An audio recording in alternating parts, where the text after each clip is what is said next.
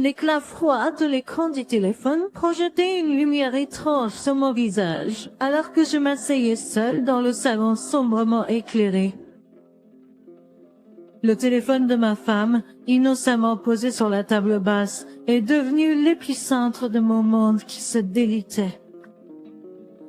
Le soupçon m'avait rongé pendant des jours, me poussant à violer la confiance non dite qui avait défini notre mariage de 7 ans. Avec des mains tremblantes, j'ai déverrouillé l'appareil, mon cœur battant au rythme de chaque chiffre que j'ai entré. Le flot d'émotions s'est intensifié alors que je naviguais à travers les messages textes innocents au premier coup d'œil, jusqu'à ce que la réalité de l'infidélité me gifle au visage. Ma femme, la femme avec qui j'avais construit ma vie, était empêtrée dans une affaire avec un ami supposé. Pourquoi ne me l'a-t-elle pas dit? Alors que la gravité de la situation s'enfonçait, je pouvais sentir la tache de la trahison prendre racine, et mon regard a balayé l'écran, dévorant chaque mot échangé entre eux. Le texte a peint un tableau d'une relation clandestine qui avait prospéré sous le couvert de l'amitié. Le monde que je croyais connaître s'est effondré et je me suis retrouvée au bord d'une vérité douloureuse. Le silence a été rompu par un sanglot étouffé qui s'est échappé de mes lèvres, et la pièce m'a semblé se resserrer autour de moi. Un murmure d'angoisse s'est échappé de moi. Comment a-t-elle pu nous faire ça?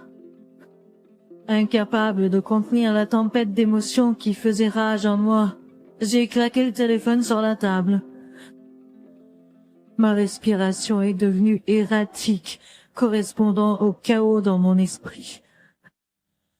Je ressentais un mélange de rage, de chagrin et d'une prise de conscience lancinante que la vie que je connaissais était irrévocablement brisée. Juste au moment où je m'apprêtais à l'affronter, la porte d'entrée a grincé. Les pas de ma femme, inconsciente de la tempête qui couvait en moi, se sont approchés du salon. La panique m'a saisi, et j'ai saisi le téléphone, verrouillant rapidement, cachant la preuve de sa trahison. Elle est entrée, ses yeux rencontrant les miens avec un sourire innocent. Qu'est-ce que tu fais?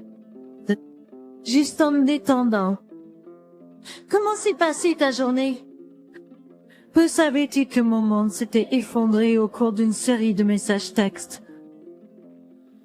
La vérité non dite planait dans l'air, posant le décor pour les chapitres tumultueux qui nous attendaient. Les échos de la trahison résonnèrent dans mon esprit, alors que je luttais pour faire face à la révélation. Les souvenirs douloureux de nos jours de rencontre refaisaient charge de surface, dévoilant une histoire ternie par l'infidélité. Cela ressemblait à un cruel effet de déjà vu, comme si le destin avait un sens de l'humour tordu, me soumettant à une répétition douloureuse du passé. L'odeur de la nostalgie planait dans l'air alors que je revisitais la chronologie de notre relation. Le premier acte de trahison, un souvenir lointain, était une cicatrice jagged sur le tissu de notre amour. Cela s'était produit pendant nos jours de rencontre, une fissure dans la fondation que nous avions difficilement reconstruite. Je me suis assise seule dans notre chambre, entourée des restes d'une vie que nous avions construite ensemble. Les photographies capturaient des moments de sourires authentiques, mais chaque image me semblait maintenant une promesse brisée. Une vague de colère s'est mélangée à la douleur, alors que je me souvenais des efforts investis pour guérir de la première brèche de confiance. Un coup à la porte de la chambre à coucher a interrompu ma réflexion douloureuse. Surpris, je regardai pour voir ma femme se tenir dans l'embrasure de la porte, l'inquiétude gravée sur son visage. Tout va bien? Elle demanda, inconsciente de l'ouragan d'émotions en moi. J'ai soupiré, luttant pour trouver les mots. Tout ne va pas bien, a déclaré moi. Le bout de l'amertume dans ma voix reflétait les années de souffrance silencieuse, a déclaré moi. Les yeux de Noémie se sont élargis lorsque l'innocence de son expression s'est défaite, a déclaré moi. De quoi parles-tu? A demandé moi. J'ai tendu le téléphone à Noémie, la preuve de sa trahison à la vue de tous, a déclaré moi. Cette liaison, ces messages, a déclaré moi. J'ai dit, ma voix imbibée de mépris, a déclaré moi. Comment peux-tu faire semblant que cela ne se produit pas? A demandé moi. Noémie a jeté un coup d'œil à l'écran. Son visage se tordait sous le poids d'un mélange de culpabilité et de panique, a déclaré moi. Je ne voulais pas que tu le découvres ainsi. Ah, elle offert un geste vain pour échapper à sa responsabilité, a déclaré moi. J'ai reniflé le poids de ses actes alourdissant mon cœur, a déclaré moi. Alors quoi? Hey, j'ai demandé. Tu voulais que je le découvre un jour? Je demandais, a déclaré moi. Des larmes ont commencé à remplir les yeux de Noémie, mais je n'ai trouvé aucun réconfort dans sa contrition. Tu as brisé la confiance que nous avons reconstruite. Je déclarais, a déclaré moi. Nous pouvons surmonter cela. Elle suppliait, a déclaré moi. La première fois, je t'ai pardonné, mais cette fois, c'est différent. J'ai répondu, a déclaré moi. Chut. J'ai répondu, ma voix teintée d'amertume, a déclaré moi. Tu as brisé la confiance que nous avons reconstruite, tandis que le poids de notre histoire partagée s'abattait sur nous. La pièce est devenue un champ de bataille pour les fragments d'un amour qui semblait autrefois invincible, a déclaré moi. Les cicatrices du passé, encore vives, dessinaient un tableau sombre d'une relation qui ne tenait plus qu'à un fil. Le spectre de la trahison planait lourdement, et avec un cœur lourd, je cherchais refuge dans le bureau aseptisé de l'avocate Christensen, spécialiste en divorce. L'âme de la lumière fluorescente bourdonnait au-dessus de nous pendant que je racontais le récit douloureux de l'infidélité et de la confiance brisée. Alors, Monsieur Dixon, vous avez découvert le mystère. Infidélité de votre femme pour la deuxième fois? J'acquiesçai, la gorge nouée par le poids de mon aveu. Oui, et je ne peux pas revivre cela. Je dois mettre fin à ce mariage, dis-je, la voix ferme. Vous détestez de repasse par là. Wow, notre embarrassant disvodable cryptophone faillité, tête sur qui rend cette fois différente. Elle a promis que cela ne se reproduirait plus. Nous avons construit une vie ensemble, mais maintenant elle se défait. Je dois me protéger et passer à autre chose? L'avocate hocha la tête, comprenant la gravité de la situation. D'accord, abordons les détails. Tout bien aux propriétés partagées? Des enfants sont-ils concernés? Je répondis, le cœur lourd. Non pas d'enfants, mais nous avons un chien en commun. Je l'avouai, la pensée de notre compagnon fidèle, ajoutant une couche de complexité à la procédure de divorce à venir. Les animaux domestiques sont considérés comme des biens meubles aux yeux de la loi. Nous devons l'aborder dans le cadre des formalités juridiques, expliqua l'avocat, d'un ton matière faite. Alors que nous nous plongions dans les subtilités juridiques, je ne pouvais échapper à la réalité glaçante que notre vie réunie était désormais soumise à une dissection légale. L'avocat exposa les étapes du processus de divorce, offrant des conseils sur la documentation nécessaire pour une transition en douceur. Après une consultation d'1 heure, je suis partie du cabinet d'avocat de Madame Christensen avec un dossier volumineux de paperasse juridique et un nœud de sentiments contradictoires. La décision de dissoudre un mariage, même si elle est reflétée par la trahison, n'est pas une tâche à prendre à la légère. Des jours plus tard, je me suis assis en face de ma femme, l'atmosphère tendue avec des vérités non dites. J'avais consulté un avocat. J'ai finalement admis le poids des mots qui flottèrent dans l'air. Et ses yeux se sont élargis, un mélange de surprise et de réalisation traversant son visage. J'ai sérieux à propos de ça. Je ne peux plus continuer comme ça. C'est fini, j'ai déclaré, la finalité de la décision planant entre nous. Alors que les engrenages juridiques se sont mis en marche, le fardeau émotionnel du divorce est devenu une réalité inévitable, projetant une longue ombre sur la vie que nous avions partagée. Au fur et à mesure que les procédures de divorce se déroulèrent, je me suis plongé plus profondément dans les dynamiques tordues de l'affaire de ma femme.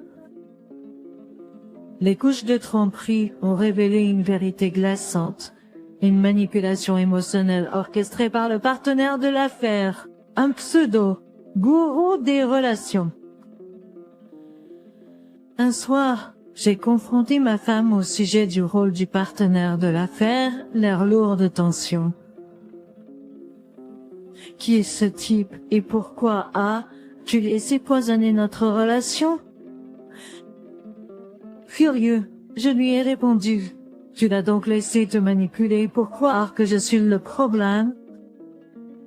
Que je suis la raison de nos problèmes? La manipulation émotionnelle avait creusé un fossé entre nous, permettant à un étranger de polluer les fondations de notre mariage. Dans une autre confrontation, j'ai décidé d'aborder le partenaire de l'affaire directement. Je l'ai traqué, déterminé à révéler le marionnettiste qui tirait les ficelles dans mon mariage. Tu penses y être un gourou des relations? Qui? Ceux qui vous donnent le droit de vous mêler de nos vies. Vous pensez être un gourou des relations? Qui? Ceux qui vous donnent le droit de vous mêler de nos vies. Exaspéré par son arrogance, je lui ai répondu, tu n'y connais rien à propos de nous. Ta médiation n'a fait qu'empirer les choses. Éloigne-toi de nos vies. En démêlant les fils de la manipulation, il est devenu clair que le partenaire d'affaires avait pas une image déformée de notre relation. Ma femme, à la recherche de réconfort et de validation, était tombée sous son influence toxique. Pour comprendre son point de vue, je l'ai confronté à nouveau. Pourquoi as-tu cru en lui plutôt qu'en moi? Je pensais que nous étions censés faire face à nos problèmes ensemble. Je l'ai supplié, la détresse se faufilant dans mes mots. Et ses yeux se sont remplis de larmes, le regret marqué sur son visage. J'étais vulnérable quand il m'a fait me sentir vue. Elle a avoué. Je pensais ce qu'il pouvait nous réparer. La révélation a fait mal. Les blessures de la manipulation émotionnelle sont apparues.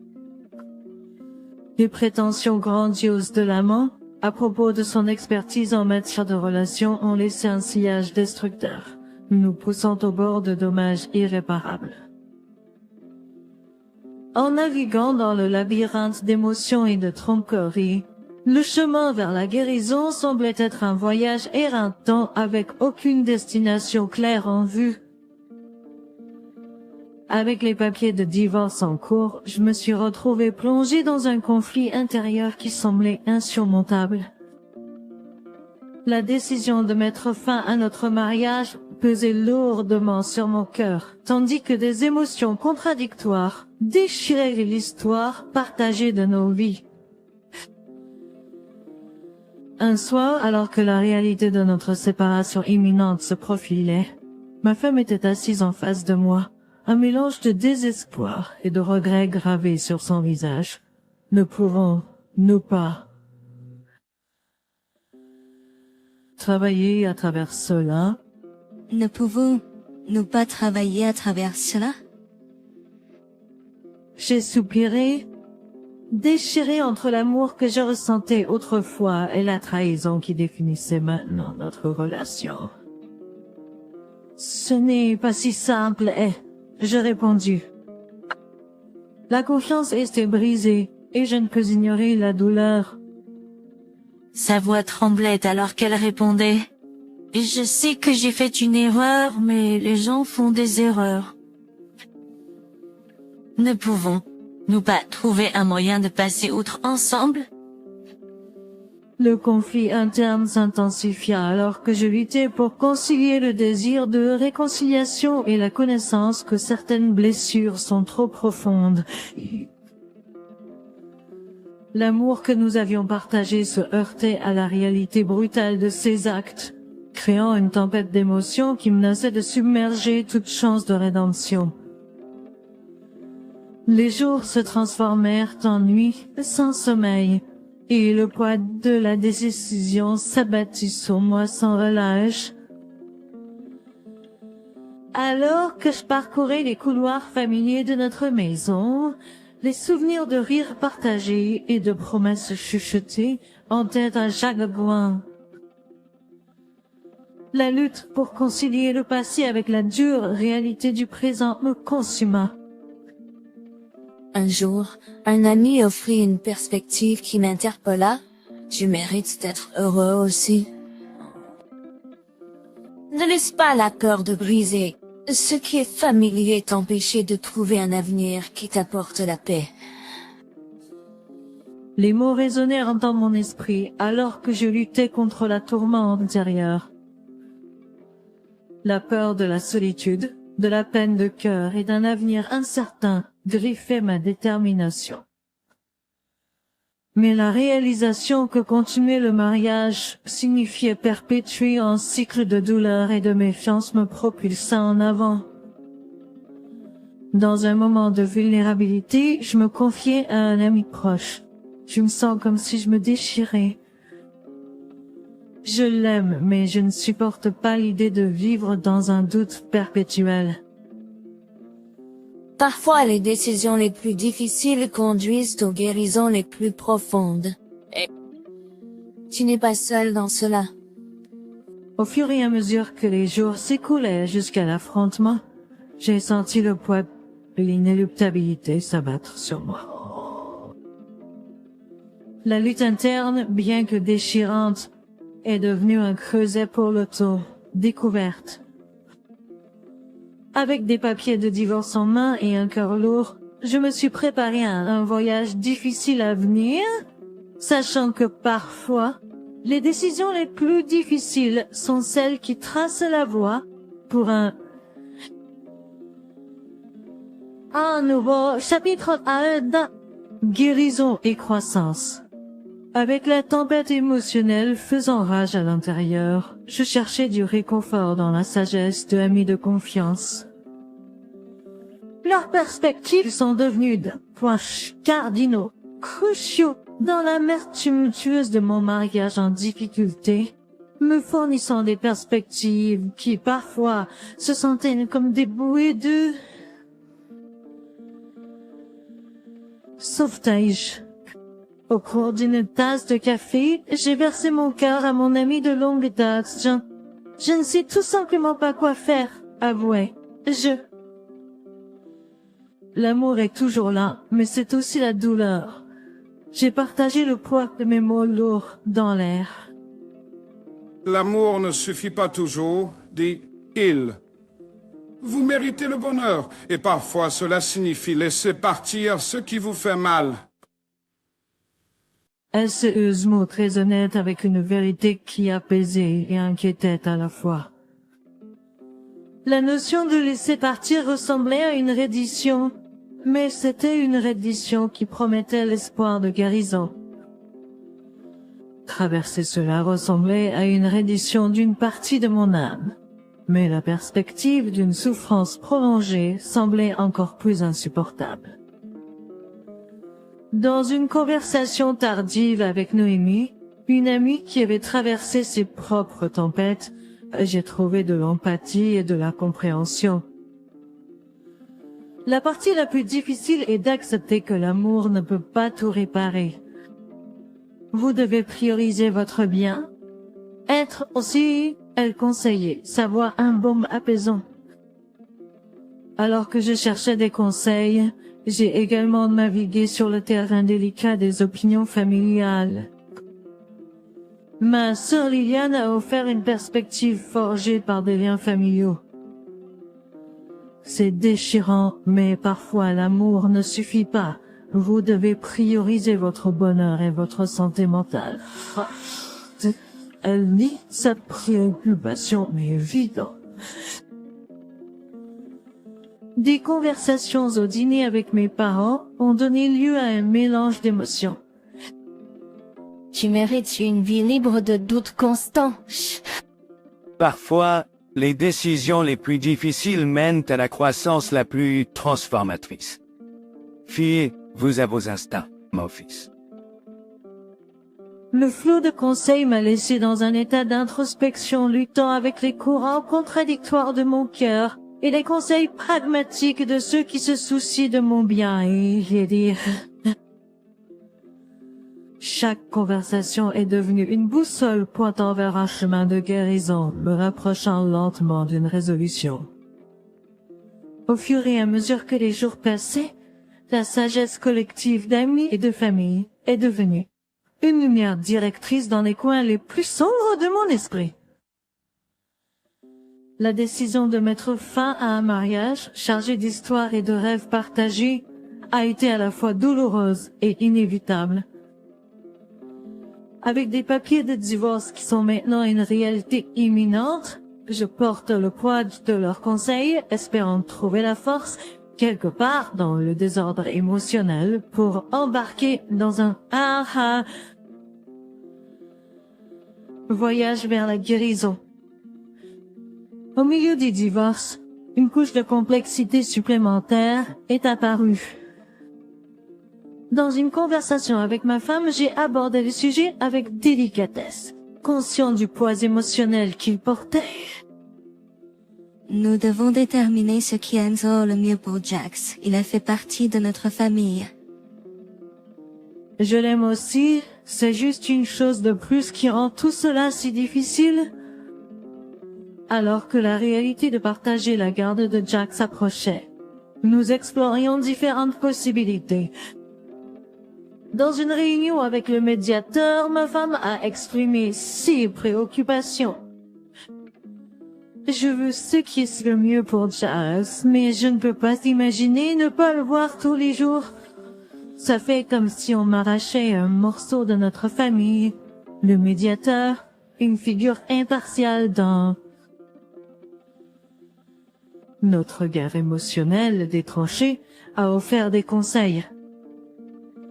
Envisagez la garde partagée. Jax mérite de maintenir des liens avec vous deux. Cela peut être difficile, mais c'est une solution qui priorise son bien-être. Malgré les conseils logiques, les émotions vivent. Une conversation avec une amie proche qui avait vécu une situation similaire m'a donné un aperçu du fardeau émotionnel de la garde partagée. Et c'est difficile sans aucun doute, mais savoir que votre priorité numéro 1 est le bien. Être de Jax peut vous aider à traverser le processus. Mais savoir que votre ami à fourrure est aimé et choyé, même s'il est dans deux foyers différents, peut alléger le fardeau. Elle a partagé cela avec empathie dans ses yeux alors que les papiers de divorce approchèrent de leur achèvement. La décision concernant Jax est devenue un point de négociation crucial dans une conversation avec mon épouse. La tension était palpable alors qu'elle se déroulait dans le salon que nous avions autrefois partagé. Je veux qu'il soit heureux et cela signifie passer du temps avec nous deux. Et je exprimais, reconnaissant le poids de la décision reflétée dans ses yeux. Je ne veux juste pas qu'il se sente abandonné. Ah, elle dit, c'est notre constant, tu sais.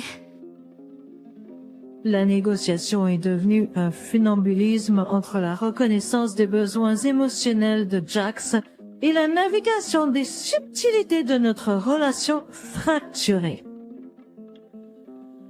Une promesse partagée de privilégier son bien, être aplani dans l'air, un fil fragile reliant notre passé à un avenir incertain. Alors que les procédures de divorce avançaient, Jax, inconscient des complexités des relations humaines, est devenu un témoin silencieux du délitement d'une vie qu'il avait appris à connaître. Le compagnon partagé, autrefois un symbole d'unité, se trouve maintenant au carrefour de notre histoire d'amour fracturée, sa queue qui remue un rappel poignant des décisions qui façonneraient nos vies individuelles. Avec les papiers de divorce finalisés et le poids de l'histoire partagée planant dans l'air, l'heure de vérité est arrivée. La décision d'affronter mon épouse et de rompre les derniers fils de nos vies, autrefois entrelacés, approchait comme une tempête à l'horizon. Dans le calme de notre foyer partagé, je l'ai assise, l'atmosphère lourde de la vérité non dite. Il faut que nous parlions. Et je commençais, ma voix un murmure fragile au milieu de la tempête émotionnelle. Elle m'a regardé, un mélange d'anticipation et d'appréhension dans les yeux. Qu'est ce qui te préoccupe? En prenant une profonde inspiration, j'ai déplié les papiers du divorce, la réalité crue de nos choix maintenant tangible. Je ne peux pas continuer comme ça. Et, je avouai, ma voix lourde du poids de notre histoire partagée. La confiance est brisée et nos chemins divergent. Elle m'a regardé avec un mélange de chagrin et de compréhension. C'est vraiment la fin pour nous. J'ai hoché la tête, la douleur de la finalité me déchirant les entrailles. C'est le seul moyen de progresser. La pièce résonnait du poids de nos décisions, la silence brisé uniquement par le bruissement de papier et le lointain bourdonnement de la vie à l'extérieur de notre monde qui s'effondrait. Alors qu'elle parcourait les papiers de divorce, une larme unique s'échappait, traquant un chemin sur sa joue. Je ne voulais jamais que cela arrive, soufflait elle à peine audible. Dans les jours qui ont suivi, les logistiques de la séparation se sont déroulées. Le partage des possessions, la réorganisation des espaces communs partagés et la navigation des complexités du désengagement de nos vies sont devenues une tâche décourageante. Une conversation au sujet de Jax, notre chien, a apporté un moment de douce impunité. J'insistais, reconnaissant la douleur de la garde partagée et le sacrifice nécessaire pour le bien. Être de Jax. Le bien, être de Jax. Jean a acquiescé, une compréhension partagée comblant brièvement le gouffre entre nous. Tant qu'il est heureux, c'est ce qui compte. Avec chaque détail pratique abordé, le fardeau émotionnel de la décision persistait. La finalité de dire au revoir à un passé partagé est devenue une présence hantante, un membre fantôme qui continuait à faire mal longtemps après l'amputation. Dans un moment de vulnérabilité, elle a soufflé. Je n'aurais jamais pensé que cela se terminerait si... Moi non plus. J'ai admis l'aveu, une reconnaissance partagée d'un rêve brisé et de promesses non tenues.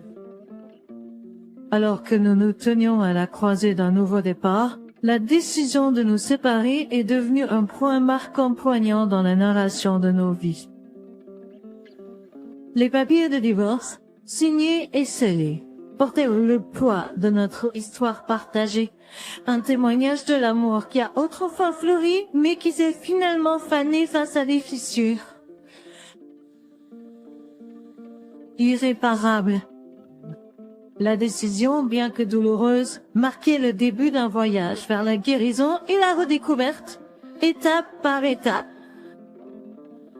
Merci d'avoir écouté l'histoire jusqu'à la fin, et si vous l'aimez, s'il vous plaît, soutenez-nous avec un like ainsi que de vous abonner à notre chaîne. Écrivez dans les commentaires ce que vous pensez de l'histoire.